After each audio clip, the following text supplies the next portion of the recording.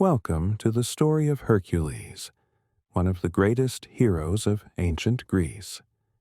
As you relax and prepare for sleep, let this legendary tale carry you into a world of gods, kings, and mythical creatures. Hercules, known for his immense strength and unmatched bravery, was more than just a hero. He was a symbol of resilience, perseverance, and redemption. Hercules' story begins long before his famous 12 labors, with his birth as the son of Zeus, the king of the gods, and the mortal woman Alcmene.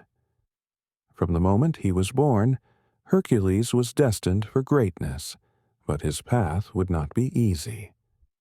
The goddess Hera, Zeus's wife, was jealous of Hercules, as he was the product of one of Zeus's many affairs. Out of spite, Hera made it her mission to make Hercules' life as difficult as possible. As a baby, Hercules was already strong beyond measure. Legend tells us that when Hera sent 2 serpents to his cradle in an attempt to kill him, the infant Hercules grasped the snakes in his tiny hands and crushed them, demonstrating his extraordinary strength even before he could walk. From then on, his life would be filled with challenges, some brought on by the gods, and others by his own fate. Growing up in Greece, Hercules was trained by the finest warriors and teachers. He learned how to wield a sword, how to fight with his bare hands, and how to use his strength in battle. But Hercules wasn't just known for his physical power. He was also known for his compassion and kindness, often using his strength to protect those who could not defend themselves. However, despite his noble heart, Hercules' life took a dark turn. Hera, still burning with jealousy, caused him to fall into a fit of madness, during which he committed a terrible act.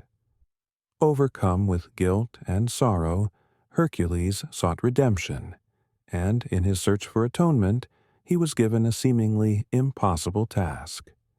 He would serve King Eurystheus and complete the 12 labors, a series of challenges so difficult that no mortal could ever hope to accomplish them.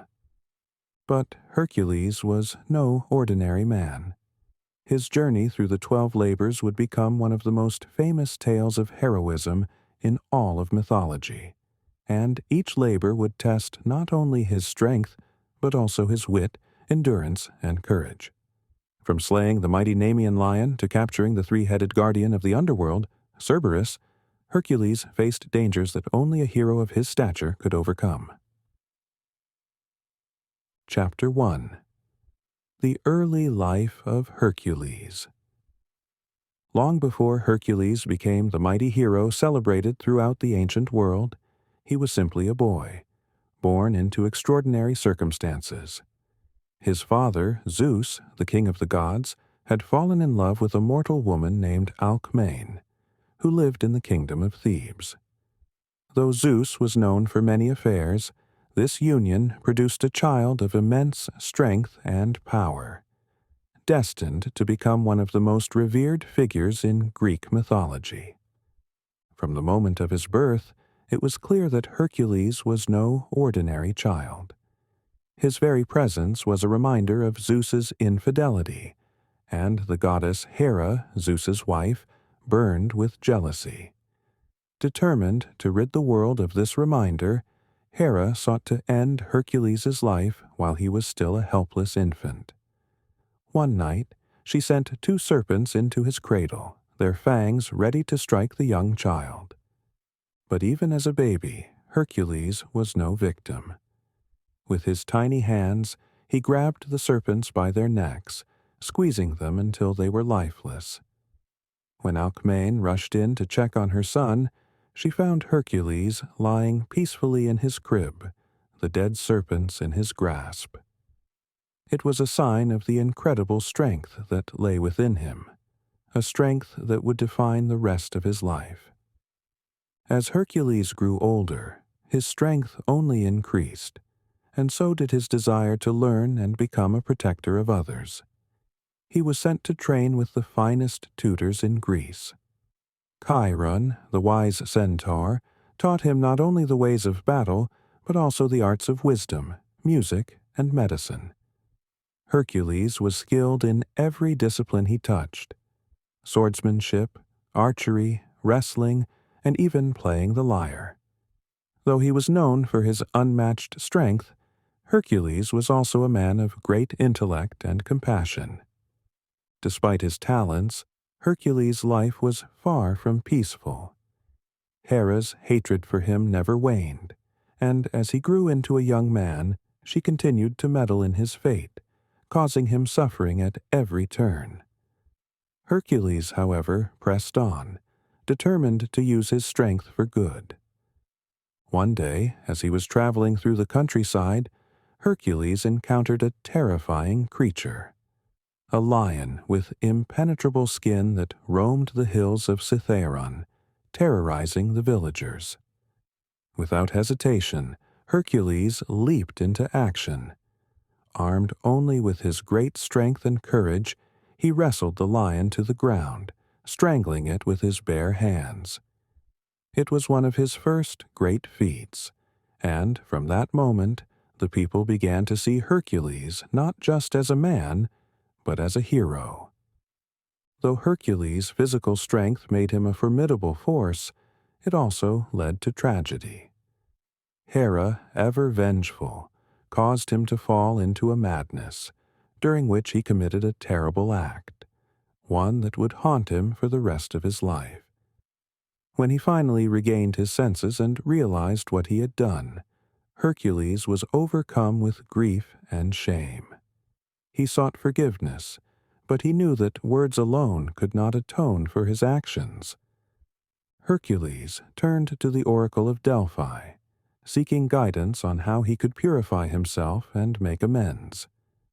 The oracle revealed that to atone for his sins, he must serve King Eurystheus of Mycenae and complete a series of impossible tasks, known as the 12 labors. Only by completing these labors could Hercules find redemption. And so, with a heavy heart but unwavering determination, Hercules set out on a journey that would test him in ways he could never have imagined. The path ahead would be filled with monsters, trials, and dangers beyond comprehension. But for Hercules, each labor was not just a test of strength. It was a step toward redemption and the hope of finding peace within himself. Chapter 2. The Madness of Hercules and His Penitents. Hercules, the son of Zeus, had proven his strength and heroism time and time again. Yet, even the greatest of heroes are not immune to tragedy. His strength, his determination, and even his good heart were not enough to shield him from the cruel hand of fate. And, in the case of Hercules, his greatest torment would come not from an enemy on the battlefield, but from within his own mind. Though Hercules had always strived to do good, to protect the weak and stand as a pillar of strength for the people of Greece, Hera's relentless hatred continued to loom over him. For years, Hera had interfered in his life, sending obstacles and monsters to challenge him, but it wasn't enough for her. She wanted to break him completely, and so she devised a terrible plan. One day, when Hercules returned home to his family, Hera struck. She sent a wave of madness into his mind, clouding his vision and twisting his thoughts. Consumed by this madness, Hercules lost all sense of reality. He could no longer distinguish friend from foe, or his loved ones from enemies. In this horrific state, Hera's spell led him to commit an unthinkable act. When Hercules finally regained his senses, he found himself standing amid ruin. His family, his wife and children, lay lifeless at his feet. Overcome with sorrow and grief, Hercules fell to his knees, realizing the terrible deed that had been done by his own hands, though it had been Hera's cruelty that had driven him to it. Hercules, the greatest hero of Greece, had become a broken man. His strength, once a gift, had been turned into a weapon of unimaginable destruction. Unable to live with the weight of his actions, Hercules wandered the land, searching for a way to atone for the tragedy that had befallen his family. His heart was heavy, filled with guilt and shame, and he believed that no amount of strength could ever undo the pain he had caused.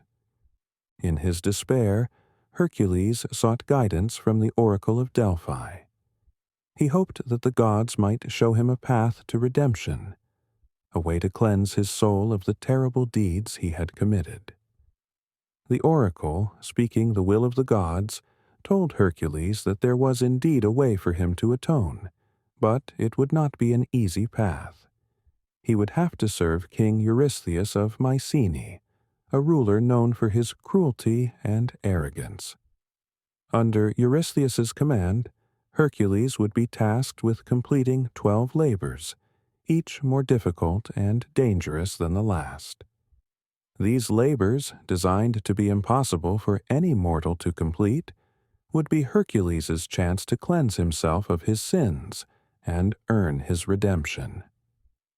Though the path ahead was fraught with peril, Hercules accepted his fate without hesitation. He knew that only by completing these impossible tasks could he hope to make amends for the tragic loss of his family. It would be a journey of both physical and emotional endurance, pushing him to the limits of his strength and testing his will. The first of these labors would take Hercules deep into the hills of Nemea, where a monstrous lion roamed, terrorizing the land. This lion was no ordinary beast. It had been blessed by the gods with skin that could not be pierced by any weapon. Hercules, knowing that he could not fail his first task, set out with nothing but his unbreakable will and his great strength. The battle with the Nemean Lion would mark the beginning of his long and grueling journey, a journey that would take him to the edge of his limits and beyond.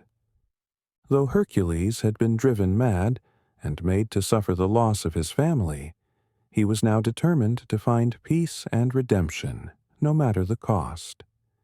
His journey would not be easy, and the 12 labors would test him in ways he had never imagined. Yet, through it all, Hercules remained steadfast, his heart heavy with the knowledge that he could not change the past, but could still fight for a better future.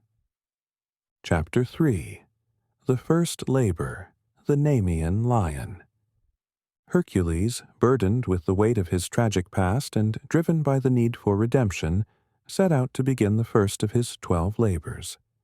His task was to slay the Nemean Lion, a monstrous beast that roamed the hills of Nemea, terrorizing the local people. This lion was no ordinary creature. It had been blessed by the gods with invulnerable skin that no weapon could pierce. Many had tried to defeat it, but all had failed, for the lion was as cunning as it was powerful. Hercules traveled across the land to Nemea, his heart heavy with the responsibility of this first challenge. As he arrived in the region, the people spoke in hushed tones of the beast, describing its size and the terror it brought to their villages. The lion would strike without warning, its roar echoing across the hills, and its very presence filled the people with fear. But Hercules, undeterred by the stories, knew that he had no choice but to confront the lion head-on.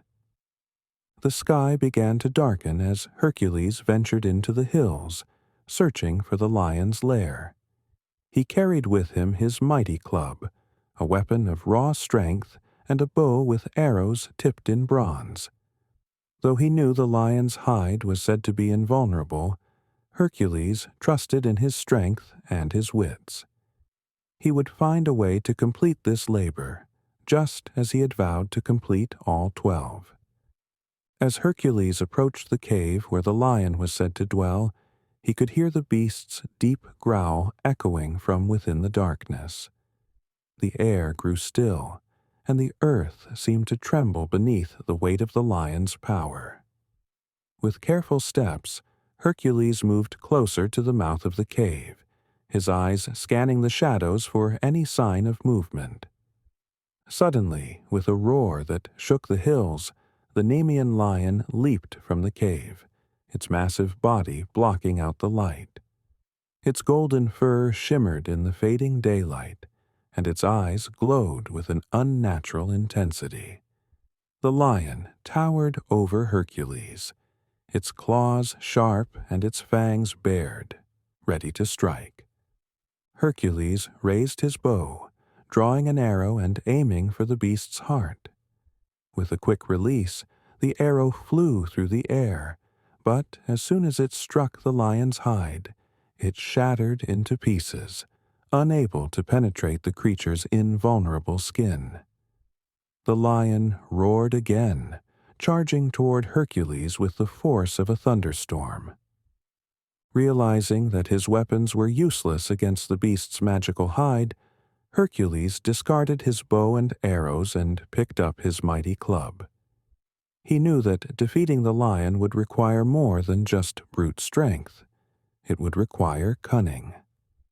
As the lion lunged at him, Hercules dodged the attack, rolling to the side and using the moment to observe the creature's movements. He watched the way the lion attacked, noting its patterns and timing. Hercules knew he couldn't defeat the lion in open battle, so he lured the beast back into the cave, using the narrow space to his advantage. Inside the cave, the lion's size became a hindrance, and Hercules took the opportunity to strike. In the darkness of the cave, man and beast wrestled fiercely, the sounds of their struggle echoing through the hills. With no weapon capable of cutting the lion's hide, Hercules realized he had only one choice. He would have to defeat the lion with his bare hands. Summoning all of his strength, Hercules grabbed the lion by its neck and held tight, squeezing with a force that only he could muster. The lion thrashed and roared, but Hercules did not let go. Slowly, the great beast weakened under his grasp until, finally, it lay still. The Nemean lion was dead, and Hercules had completed his first labor. But his task was not yet over. As proof of his victory, Hercules needed to bring the lion's skin to King Eurystheus. However, no weapon could pierce the hide, and so, using the lion's own claws, Hercules skinned the beast. He wore the lion's pelt as a cloak, not only as a symbol of his triumph, but also as armor, for the lion's hide was still invulnerable, even in death. When Hercules returned to Mycenae, wearing the lion's skin and carrying the weight of his victory, King Eurystheus was astonished. This was only the first labor, yet Hercules had already done what no other could. But the king's astonishment soon turned to fear. If Hercules could defeat the Nemean lion, what else was he capable of? From that moment on, Eurystheus refused to allow Hercules into the city, fearing the power he wielded. Instead, the king gave his orders from a safe distance, hiding behind the walls of his palace. The first labor was complete, but many more trials awaited Hercules. Each labor would push him to the limits of his strength and will, but as he set out for his next task, Hercules felt the weight of his past lifting, if only slightly. There was still much to atone for, but with each challenge, he moved closer to the redemption he so desperately sought. Chapter 4. The Second Labor, the Lernaean Hydra. Having successfully completed the first of his 12 labors, Hercules now faced a more fearsome and dangerous challenge, the Lernaean Hydra. This monstrous creature lived in the swamps near the town of Lerna, where it terrorized the countryside. The Hydra was no ordinary beast. It had multiple heads, each capable of deadly destruction, and its breath was so poisonous that even its scent could kill a man. To make matters worse, for every head that was cut off, 2 more would grow in its place. This labor would require not only strength, but also cunning. King Eurystheus, eager to see Hercules fail, sent him to slay the Hydra, confident that the hero would not return. But Hercules, undeterred by the task ahead, prepared himself for battle. He knew that he could not defeat the Hydra with brute force alone. He would need a strategy. Accompanied by his loyal nephew Iolaus, Hercules journeyed to the swamps of Lerna, where the Hydra's lair lay hidden in the thick, murky waters. The swamp was a treacherous place, filled with mist and the stench of decay. The Hydra's presence seemed to taint the very air, and as Hercules approached the lair, the foul odor of poison grew stronger, making it difficult to breathe. The Hydra emerged from its lair, its many heads writhing and snapping, each one more terrifying than the last. Its serpentine body coiled and twisted in the swamp, and its glowing eyes fixed on Hercules, ready to strike. The sight of the beast would have been enough to send any mortal fleeing, but Hercules stood his ground, gripping his sword and shield. With a mighty roar, the Hydra lunged at Hercules, its heads snapping toward him like striking vipers. Hercules swung his sword, severing one of the heads with a single blow. But before he could take another breath, 2 more heads grew in its place, each more vicious than the one before.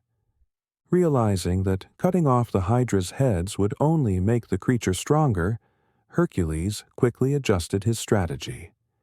He called upon Iolaus for help. Together they devised a plan.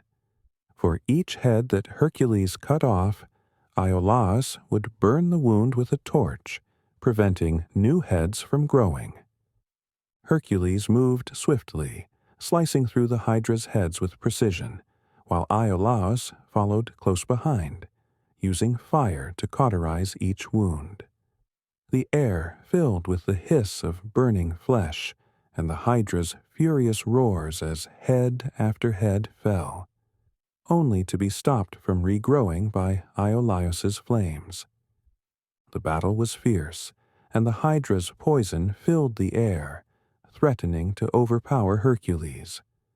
But he pressed on, knowing that he could not afford to falter. His muscles strained, and sweat dripped from his brow as he swung his sword again and again, cutting through the Hydra's heads while Iolaus burned the stumps to ash. At last, only the Hydra's final head remained, the one that could not be killed, for it was immortal. Hercules knew that no blade or fire could destroy this last head, so he devised another solution. With great effort, he drove the immortal head deep into the swamp, burying it beneath a massive rock where it would be trapped forever, unable to harm anyone again. With the Hydra defeated, the poisonous swamp began to clear. The air grew fresher, and the land began to heal from the curse that had plagued it for so long. Hercules had completed his second labor, once again proving his strength, resilience, and intelligence. But the Hydra's poison was not without lasting consequences. Before leaving, Hercules dipped his arrows in the Hydra's blood, knowing that its venom would make his weapons even more deadly. These poisoned arrows would play a significant role in future battles, but the power of the Hydra's blood also carried a dark, lingering curse that would one day bring Hercules great sorrow. Hercules returned to King Eurystheus with the news of his victory, but the king's satisfaction quickly turned to fear and frustration. Once again, Hercules had completed a seemingly impossible task, and the king knew that his attempts to undermine the hero's journey were failing. However, the king was relentless, and more dangerous challenges awaited Hercules. Chapter 5. The Fifth Labor, the Augean Stables. After the fierce battles against the Nemean Lion and the Hydra, Hercules faced a very different kind of challenge for his fifth labor, one that would require not only strength, but also clever thinking. King Eurystheus assigned him the task of cleaning the Augean stables, a labor that seemed less about danger and more about humiliation. For many, the task might have appeared simple or even beneath a hero like Hercules, but this was no ordinary cleaning job. The stables belonged to King Augeas, the ruler of Elis, and housed a vast number of cattle, horses, goats, and other livestock. Over the years, these animals had produced mountains of waste that had built up, untouched, for decades. The stables had become a symbol of filth and neglect, their stench spreading across the kingdom. To make matters worse, King Augeas's cattle were known to be immortal, producing an unending supply of manure. Eurystheus saw this labor as impossible, not because it required fighting monsters, but because no man could complete the task in a single day, which was the condition Hercules had been given. Undeterred by the nature of the task, Hercules set off for Elis. When he arrived at the Augean stables, the sight before him was staggering. The sheer scale of the filth was unimaginable. It stretched across vast fields and stables, piled high and reeking of decay.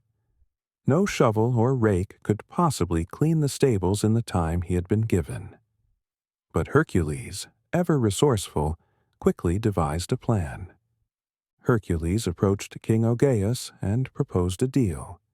He promised to clean the stables in a single day, in exchange for 1/10 of the king's famous cattle. Augeas, not believing the task could be completed, eagerly agreed to the bargain, thinking he had nothing to lose. Little did he know that Hercules was about to use his legendary strength and ingenuity to achieve the impossible. Rather than cleaning the stables by hand, Hercules studied the land around him and saw an opportunity. 2 rivers, the Alpheus and the Peneus, ran near the stables. With his immense strength, Hercules diverted the course of the rivers, directing their powerful currents straight through the stables. The rushing waters flowed through the filthy stalls and courtyards, washing away years of accumulated waste in a matter of hours. As the water surged through the stables, the filth was swept out, leaving behind clean, fresh grounds. In a single day, the Augean stables were completely cleansed, and the task that had seemed impossible to all was accomplished through Hercules' cleverness and strength. The rivers continued to flow, keeping the stables clean for the future and restoring the land of Elis to its former glory. But Hercules' success came with complications. King Augeas, having witnessed the miracle, refused to honor their agreement. He denied that Hercules had completed the labor on his own, claiming that the rivers had done the work. Furious at the king's dishonesty, Hercules brought the matter before a court, and with the testimony of Augeas's own son, the court ruled in Hercules' favor. Though he had won the case, King Eurystheus, upon hearing of the dispute, refused to count the labor as one of the 12, claiming that Hercules had completed it for profit rather than pure penitence. Despite the king's ruling, Hercules knew that he had accomplished the task in a way no one else could. He had proven that not all challenges required brute force. Sometimes it was the combination of strength and clever thinking that led to victory. Though the labor was disqualified, it remained one of his most famous and ingenious feats, demonstrating that a true hero could overcome even the dirtiest and most unpleasant tasks with creativity and determination. Chapter 6. The 11th Labor. The Apples of the Hesperides. Hercules had completed many seemingly impossible tasks, yet none was as mysterious and challenging as his 11th labor, retrieving the golden apples of the Hesperides.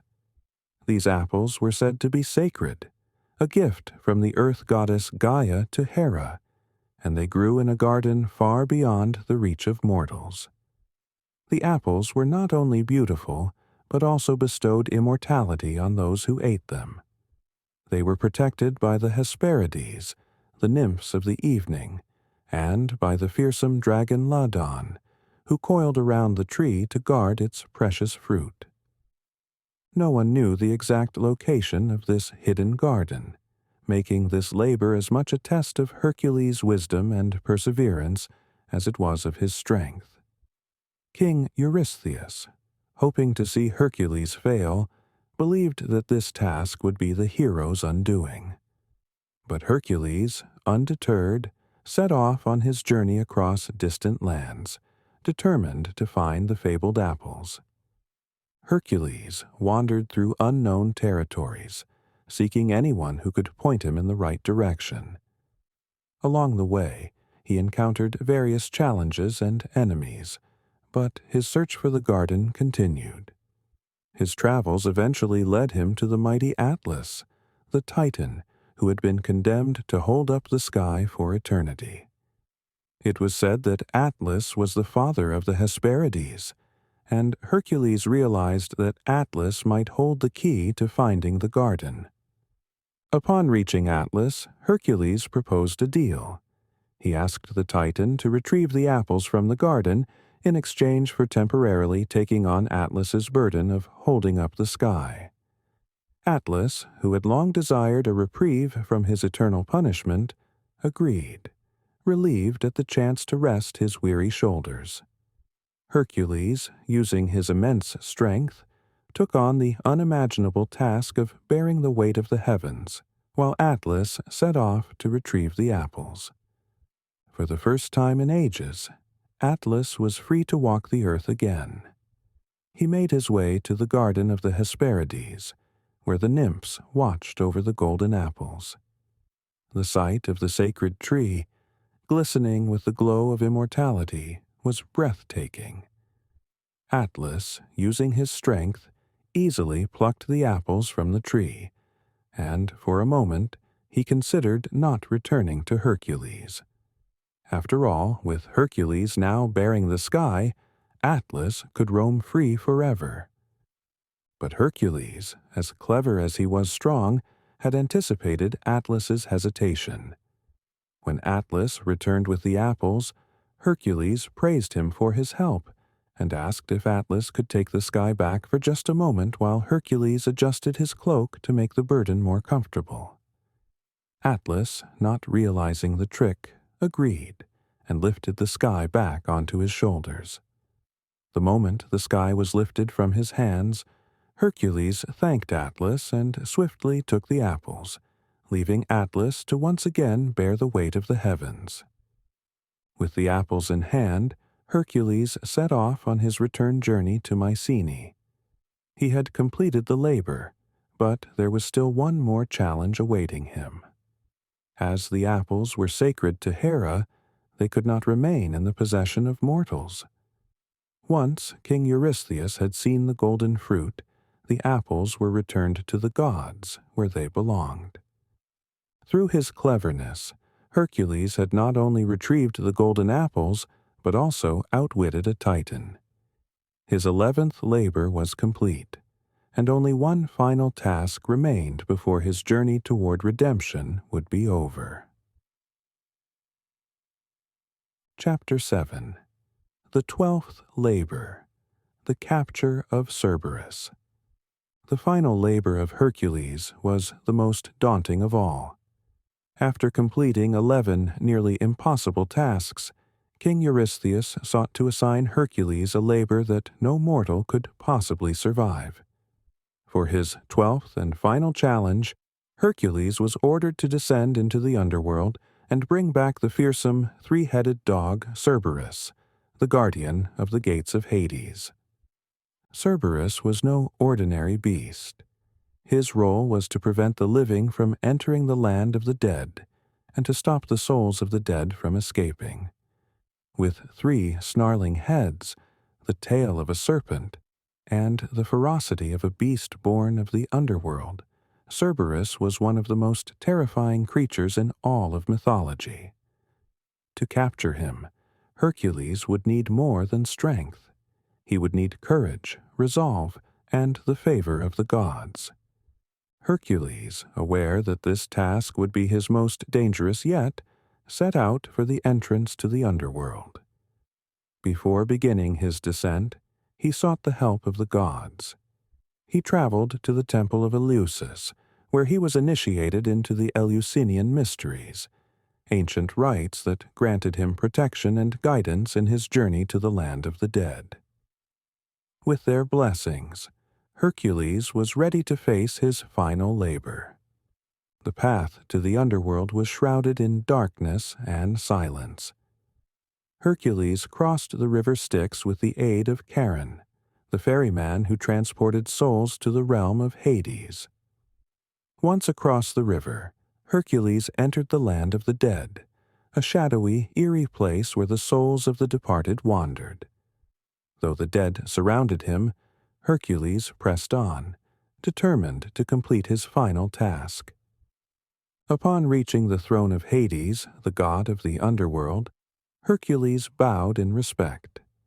He explained his mission to capture Cerberus and bring him back to the world of the living.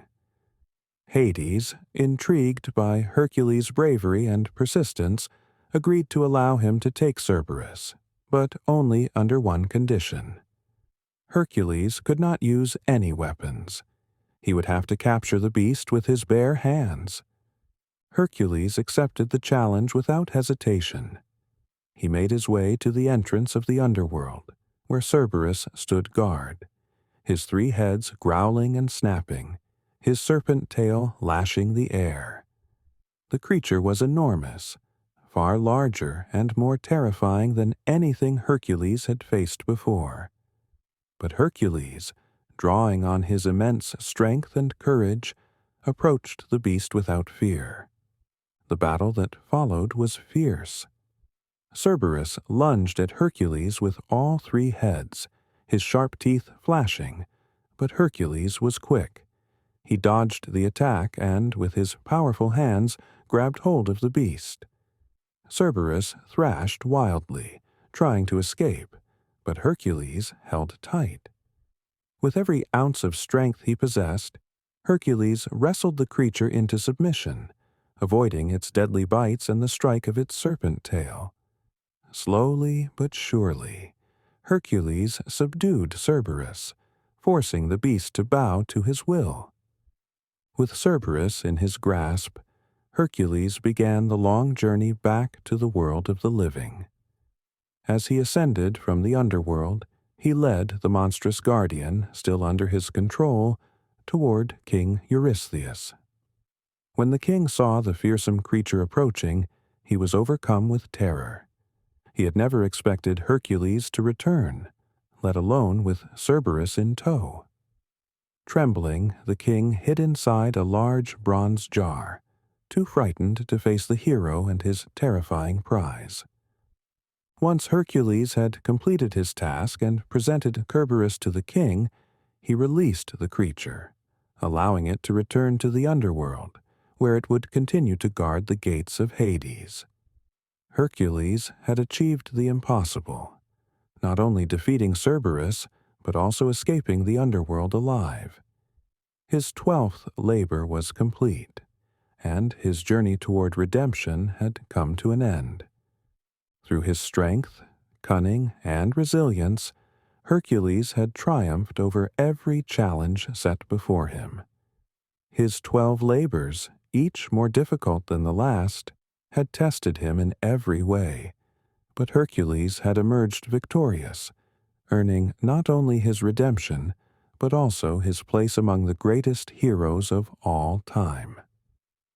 With the completion of the 12 labors, Hercules' long and arduous journey came to an end. Through these trials, he had faced creatures of unimaginable terror, undertaken tasks that seemed impossible, and descended into the darkest depths of the underworld. Each labor had tested not only his physical strength, but also his courage, intellect, and spirit. And through it all, Hercules had prevailed. For Hercules, the labors were more than just a series of heroic feats. They were a path to redemption. He had committed a great tragedy in a moment of madness, but through these challenges he had atoned for his sins and sought forgiveness, not only from the gods, but from himself. His journey was one of endurance, perseverance, and ultimately self-discovery. Though the labors had come to an end, Hercules' story did not stop there. His great deeds and heroic nature earned him immortality. Upon his death, the gods welcomed him to Mount Olympus, where he was granted a place among the divine. He became a god, free of the burdens that had once weighed him down, and he found peace at last. From his place on Olympus, Hercules' legacy lived on. His strength, bravery, and determination became the standard by which all other heroes were measured. His story was told throughout the ages, inspiring generations to face their own challenges with courage and resilience. Hercules, the hero of heroes, had become a symbol of redemption and triumph, a reminder that no matter how dark the journey, there is always a path forward. As you lie here, at the end of this legendary tale, let the story of Hercules remind you that even the greatest struggles can lead to moments of peace and clarity. The strength he carried was not just in his muscles, but in his heart and mind. Like Hercules, we too face challenges, some visible, some within us, but through perseverance and a steady will, we can overcome them.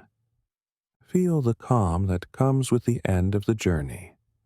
Hercules' labors are complete, and he now rests among the stars. As you close your eyes, let the peaceful image of Hercules, standing strong, free of burden, guide you into a deep, restful sleep. The trials of the day are behind you, and, like Hercules, you can find your own peace, one breath at a time.